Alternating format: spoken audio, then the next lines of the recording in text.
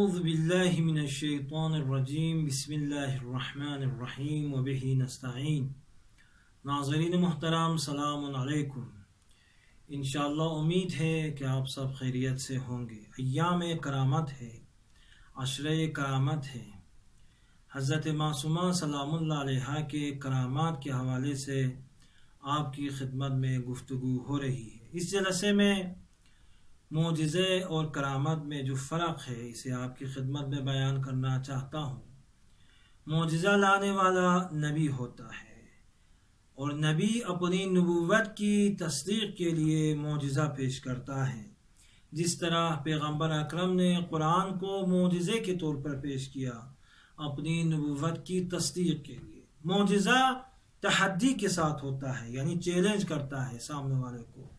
اس طرح پیغمبر نے چیلنج کیا اور مقابلے کے لیے بلایا، فرمایا فَأْتُوا بِسُورَةٍ مِّن مِّثْلِهِ، اگر مجھے نہیں مانتے ہو، قرآن کو نہیں مانتے ہو تو قرآن کی طرح ایک سورہ لے کر آؤ۔ یہ تحدی ہے۔ اور تیسرا نقطہ یہ ہے، ہر صاحب کرامت جو ہے نبی نہیں ہوتا ہے، امام نہیں ہوتا ہے، لیکن ہر نبی صاحب کرامت ہوتا ہے، ہر امام صاحب کرامت ہوتا ہے، لیکن ہر صاحب کرامت نبی نہیں ہوتا ہے، امام نہیں ہوتا ہے۔ صاحب کرامت ہے لیکن امام اور نبی نہیں ہوتا ہے۔ اب سوال، ہم کیسے صاحب کرامت بن سکتے ہیں؟ تو جواب ہے بندگی کے ذریعے، یعنی بندگی، عبادات، سیر و سلوک کی بہترین طریقہ ہے صاحب کرامت بننے کے لیے۔ جس طرح امام کاظم نے فرمایا ما نتقرب الی اللہ الا بالطاعہ، اللہ سے قریب نہیں ہو سکتے مگر طاعت کے ذریعے، بندگی کے ذریعے، سیر سلوک کے ذریعے۔ تو اگر آپ اللہ سے قریب ہونا چاہتے ہیں تو کیا ہے راستہ بندگی ہے، اطاعت ہے، تقوی ہے۔ جس طرح قرآن میں ہے ان اکرمکم عند اللہ اتقاکم، سب سے زیادہ کریم اور عزیز کون ہے؟ جو سب سے زیادہ متقی ہے، وہی اللہ کے نزدیک سب سے زیادہ عزیز ہے اور کریم ہے۔ اب قرآن نے معجزے کے حوالے سے مثالیں پیش کی ہے۔ میں ایک مثال آپ کی خدمت میں بیان کرنا چاہتا ہوں حضرت عیسیٰ کے حوالے سے۔ حضرت عیسیٰ مٹی سے پرندے بناتے تھے اور یہ معجزہ ہے حضرت عیسیٰ کا۔ اس میں پھونکتے تھے اور یہ پرندے زندہ ہو جاتے تھے، پرواز کرتے تھے۔ انی، قرآن میں انی اخلق لکم من الطین کہیئۃ الطیر، یا حضرت عیسیٰ کے دوسرا معجزہ وَيُكَلِّمُ النَّاسَ فِي الْمَهْدِ، بچپنے میں گہوارے میں حضرت عیسیٰ نے گفتگو فرمائی۔ کیا فرمایا؟ انی عبد اللہ آتانی الکتاب وجعلنی نبیا، میں اللہ کا بندہ ہوں، اللہ نے مجھے کتاب عطا کی ہے اور مجھے بچپنے میں نبی بنایا ہے۔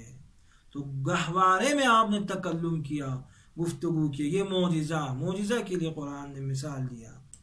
اور اسی طرح کرامت کے حوالے سے قرآن نے مثال پیش کی ہے، ایک صاحب کرامت کو پیش کیا ہے، حضرت مریم۔ کلما دخل علیہا زکریا المحراب، جب بھی حضرت زکریا محراب میں داخل ہوتے تھے، وجد عندہا رزقا، حضرت مریم کے پاس رزق پاتے تھے۔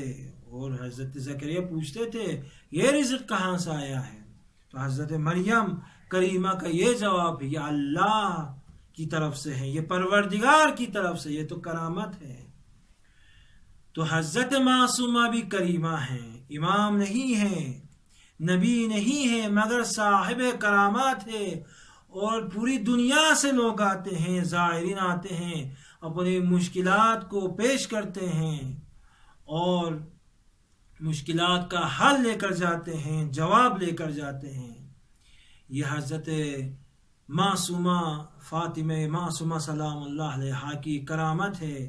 جس طرح شیخ عباس قمی بیان فرماتے ہیں، حضرت معصومہ کے کرامات صرف قوم کے لیے نہیں ہے، اہل قوم کے لیے نہیں ہے، بلکہ تمام ممالک سے، تمام بلاد سے لوگ آتے ہیں اور حضرت معصومہ کی کرامات سے استفادہ کرتے ہیں۔ آپ فرماتے ہیں حضرت معصومہ سیدہ ہیں، کریمہ ہیں، معظمہ ہیں، جلیلہ ہیں، جس کے کرامات سے پوری دنیا استفادہ کر رہی ہیں۔